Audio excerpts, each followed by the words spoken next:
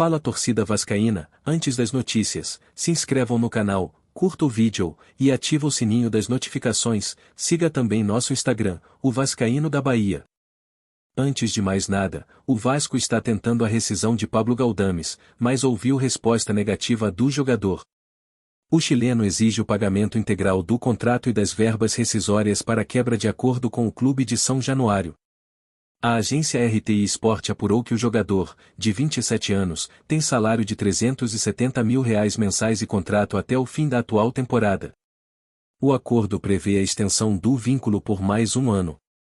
Entretanto, o termo aditivo não será acionado pela diretoria cruzmaltina.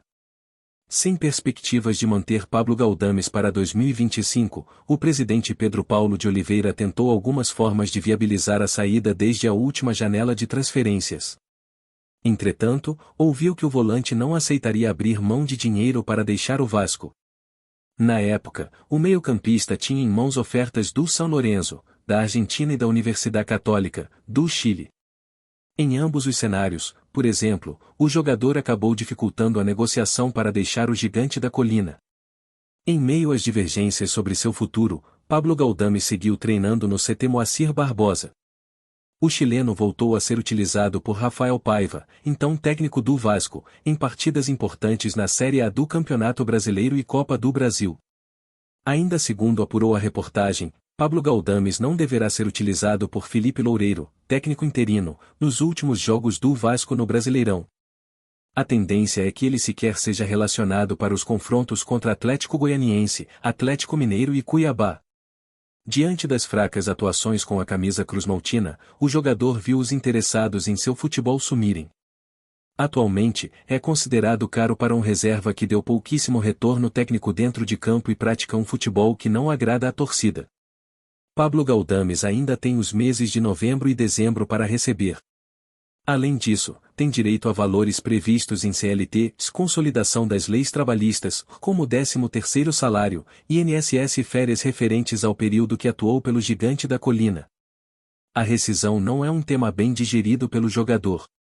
Pablo Galdames, mesmo com a proximidade do fim do contrato, quer o que tem direito e o Vasco, por sua vez, quer se livrar de um peso em sua folha salarial do departamento de futebol. Na passagem por São Januário, disputou 30 partidas, com 18 aparições na Série A do Campeonato Brasileiro, 5 na Copa do Brasil e 7 no Campeonato Carioca.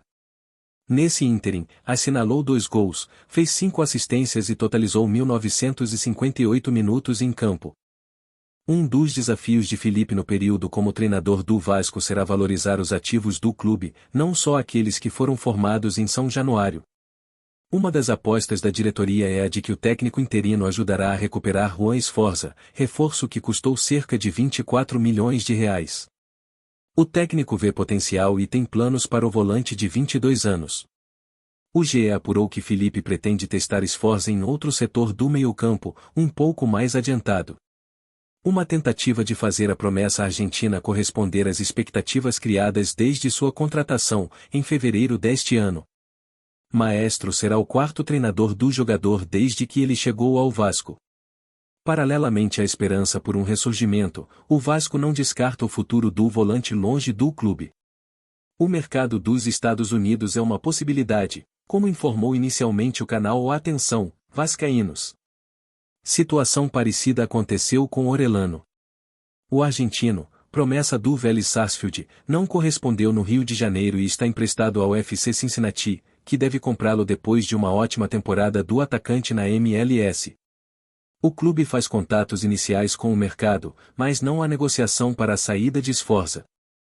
O meio-campista tem contrato com o Vasco até dezembro de 2028. Ele foi comprado do Newell's Old Boys como uma das principais promessas do futebol argentino, onde passou por todas as categorias de base da seleção do país vizinho. No Vasco, porém, Sforza não desencantou. Soma 37 jogos, com um gol e uma assistência na temporada. A última vez em campo foi contra o Fortaleza, no dia 9 deste mês, quando entrou nos minutos finais da derrota por 3-0. Ele geralmente é escalado como primeiro volante.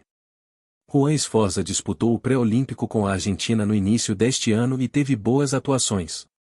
O mau momento no Vasco, no entanto, tirou o volante da lista de Mascherano para as Olimpíadas de Paris, disputadas em julho passado. Sem espaço no esporte, o lateral esquerdo Riquelme retornará ao Vasco nos próximos dias. O jovem chegou ao Leão da Ilha por empréstimo de uma temporada, mas não conseguiu se firmar no rubro-negro pernambucano. Ao todo, foram apenas 14 jogos, sendo 7 deles na Série B do Brasileiro. A informação foi confirmada por Marcelo Santana, diretor executivo de futebol do clube carioca. Em rápido contato com a reportagem, revelou que o atleta deve retornar nos próximos dias. Acredito que sim, sobre retornar nos próximos dias. Sport não nos procurou para renovar e o Riquelme atuou pouco, afirmou. O jovem tem contrato com o Vasco até o meio de 2026, e seu empréstimo não previa opção de compra por parte do Leão da Ilha. Antes de chegar ao rubro-negro pernambucano, o atleta de 22 anos passou 1 ano e meio longe dos gramados por conta de uma grave lesão no joelho. Já o zagueiro Capasso, a história deve ser outra. O zagueiro argentino Manu Capasso fez no último final de semana a sua última partida pelo Olímpia em 2024.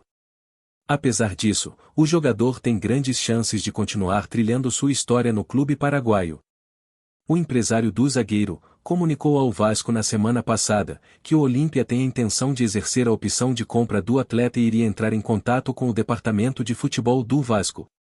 O Vasco também foi informado pelo empresário que a intenção do Olímpia é usar a dívida que o Vasco tem com o clube paraguaio, pelo volante Matias Galarza, para abater do valor da opção de compra.